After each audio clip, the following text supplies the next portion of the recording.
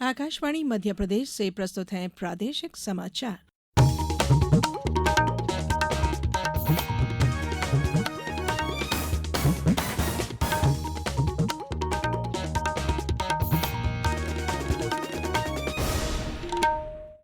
नमस्कार, समाचारों के साथ मैं धारणा सचदेव। सबसे पहले इस बुलेटिन के मुख्य समाचार। लोकसभा चुनाव के 7वें और अंतिम चरण के लिए चरम पर पहुंचा प्रचार। रेन वाटर हार्वेस्टिंग के लिए प्रदेश में चलेगा जन जागरूकता अभियान। नौतपा के दूसरे दिन प्रदेश में कई स्थानों पर हुई बारिश, तेज गर्मी से मिली राहत। और आईपीएल क्रिकेट में अब से कुछ देर बाद कोलकाता नाइट राइडर्स और सनराइजर्स हैदराबाद के बीच फाइनल मुकाबला। अब समाचार विस्तार से। लोकसभा चुनाव के 7वें और अंतिम चरण के लिए प्रचार चरम पर है। आज प्रधानमंत्री और भारतीय जनता पार्टी के वरिष्ठ नेता नरेंद्र मोदी ने उत्तर प्रदेश में कई जनसभाओं को संबोधित किया।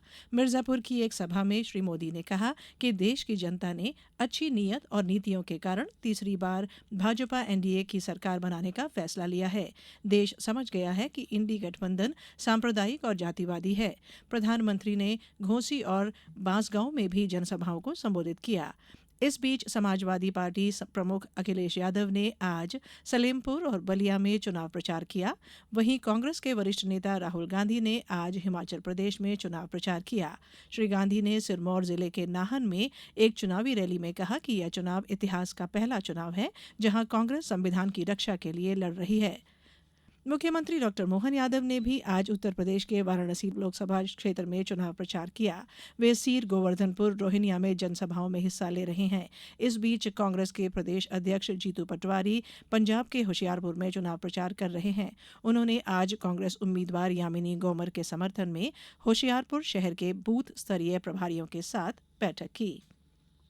इंदौर नगर निगम महापौर पुष्यमित्र भार्गव ने बताया कि लोक माता देवी अहिल्याबाई होलकर की 300वीं जयंती वर्ष को हर्षोल्लास व उत्साहपूर्वक मनाया जाएगा।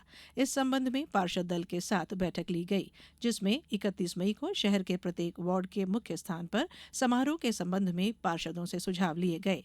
इसके साथ ही मां अहिल्या की जयंती की पूर्व संध्या 30 मई को शाम को राजबाड़ा के गणेश हॉल में मां अहिल्या पर आधारित कलांजल सांस्कृतिक कार्यक्रम की प्रस्तुति होगी। इसके साथ ही अहिल्या उद्यान राजबाड़ा पर भव्य आतिशबाजी व मिठाई वितरण सहित अन्य कार्यक्रम आयोजित किए जाएंगे। भारतीय हज यात्री आज हज यात्रा के लिए जेद्दा हवाई अड्डे पहुंचे। ऐसा पहली बार हुआ है जब ये हज यात्री मक्का के लिए बस के बजाय हाई स्पीड हरमेन ट्रेन से रवाना हुए। जेद्दा में भारत के महावाणिज्य दूतावास ने सऊदी अरब के संबंधित अधिकारियों के साथ भारत के हज यात्रियों के लिए यह आरामदायक यात्रा उपलब्ध कराई। हाई स्पीड हरमेन ट्रेन 300 किलोमीटर प्रति घंटे की रफ्तार से चलती है और इससे जेद्दा से मक्का की यात्रा के समय में काफी कमी आएगी। अनुमान है कि लगभग 32,000 भारतीय हज यात्री इस वर्ष इस विशेष सेवा का इस्तेमाल करेंगे।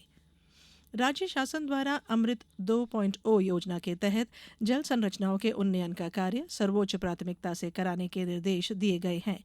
इसके तहत बंद पड़े रेन वाटर हार्वेस्टिंग सिस्टम की साफ सफाई कर उनके पुनः उपयोग के लिए जागरूकता अभियान भी चलाया जाएगा। नदी, झील, तालाब, कुओं, बावड़ी आदि के पुनर्जीवीकरण, संरक्षण और संरचनाओं के उन्नयन का कार्य स्थानीय सामाजिक प्रशासकीय संस्थाओं के साथ मिलकर जन भागीदारी से कराए जाएंगे।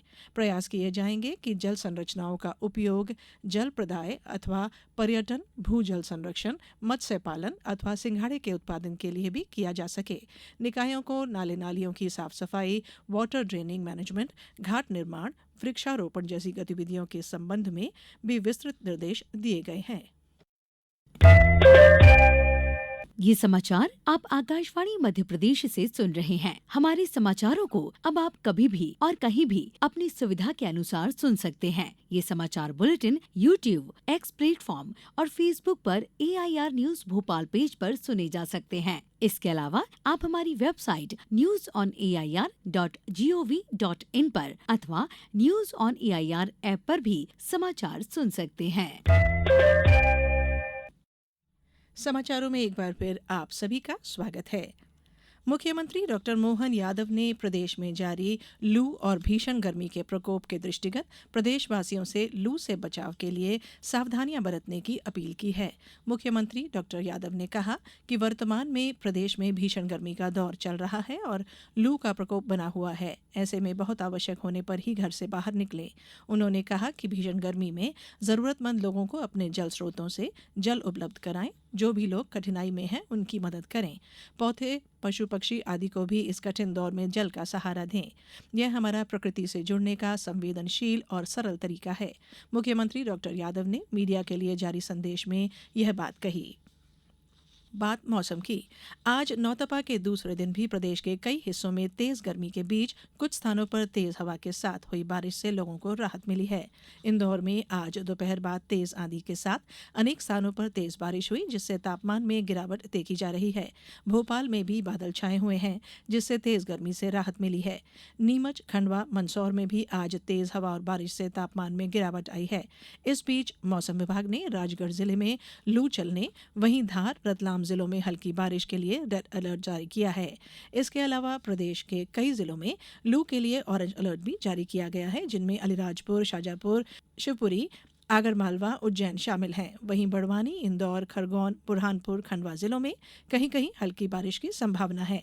इस बीच आज सागर और गुना में 46.2, दतिया में 46, मंडला में 43.2 डिग्री सेल्सियस तक तापमान दर्ज किया गया। उज्जैन में भगवान महाकालेश्वर मंदिर में आज ज्येष्ठ कृष्ण पक्ष की तृतीया तिथि के अवसर पर भगवान महाकाल का सूर्य रूपी विशेष श्रृंगार किया गया। सुबह भस्म आरती के पूजन के बाद भगवान महाकाल को शेषनाग का रजत मुकुट, रजत की मुंडमाल, रुद्राक्ष की माला के साथ सुगंधित पुष्प से बनी फूलों की माला धारण कराई गई और फल और मिष्ठान का भोग लगाया गया। भगवान के इस दिव्य स्वरूप के सैकड़ों श्रद्धालुओं ने दर्शन कर पुण्य लाभ कमाया। भस्म आरती में सुबह सैकड़ों श्रद्धालु महाकालेश्वर मंदिर पहुंचे थे।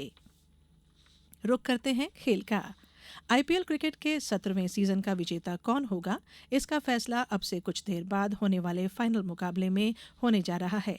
आईपीएल खिताब के लिए सनराइजर्स हैदराबाद और कोलकाता नाइट राइडर्स के बीच चेन्नई में यह फाइनल खेला जाएगा। फाइनल मैच में टॉस जीतकर सनराइजर्स हैदराबाद ने पहले बल्लेबाजी करने का फैसला किया है। दोनों टीमें इससे पहले क्वालिफायर 1 में भिड़ी थी, जिसमें केकेआर ने जीत हासिल की थी।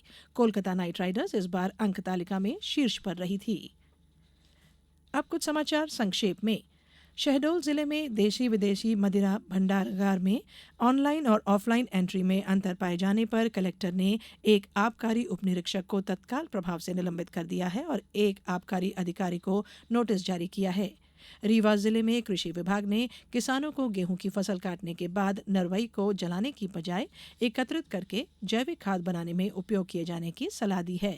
सीहोर जिले की पटवारी प्रशिक्षण शाला भवन में राज्य आनंद संस्थान भोपाल द्वारा अल्प विराम कार्यक्रम आयोजित किया गया। इसमें सीहोर और भोपाल के 122 पटवारी प्रशिक्षुओं को अल्प विराम व रिश्तों का महत्व सिखाया गया।